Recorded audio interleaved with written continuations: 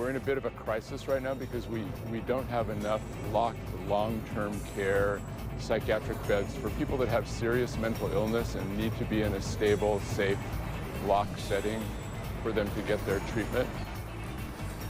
Critical care, why almost 100 seniors at a San Francisco mental health facility are receiving eviction notices. Good evening, I'm Ama Dates. And I'm Dan Ashley. Thanks for joining us. Today, residents, families, staff, and supporters demonstrated against a plan to close the Behavioral Health Center at San Francisco General Hospital. The group says following through would displace the most vulnerable seniors, those with severe mental illness. ABC 7 News reporter Luz Pena has the details.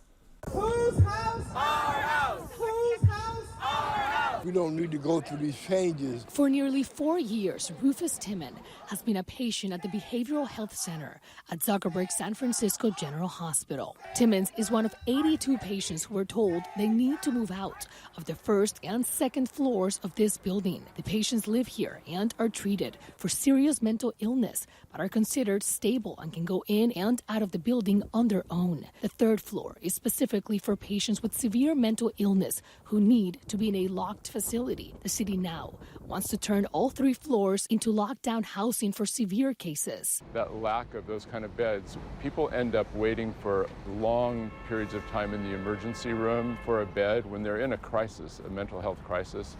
Or they don't even get to the emergency room. They're out on the street, they're homeless. This is all part of Mayor Daniel Lurie's goal to add 1,500 shelter beds within 6 months of assuming office. Dr. Mark Leary, Deputy Chief Psychiatrist at Zuckerberg San Francisco General Hospital, believes that plan will be crucial. The Behavioral Health Center, which now has about 50 of these locked subacute mental health beds, will be able to add 100 more. Many rallied wondering where they will go. In a statement, the city's Department of Public Health said in part, SFDPH has plans to transfer all residents as a community to new facilities in Hayes Valley, where they will remain under DPH care. Residents can also choose another SFDPH facility if they prefer. This is 624 Laguna Street. This is one of the facilities the city is planning to transfer the lower level of care patients from SF General.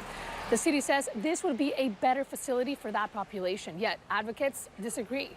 Antoniette Conde is concerned this transfer will destabilize her brother. She also questioned the city's approach of speaking to patients without family present. Why? Why are you doing this? You know, they can't even express themselves. According to the hospital, all residents are set to be moved out by the fall of 2026. In San Francisco, Luz Pena, ABC 7 News.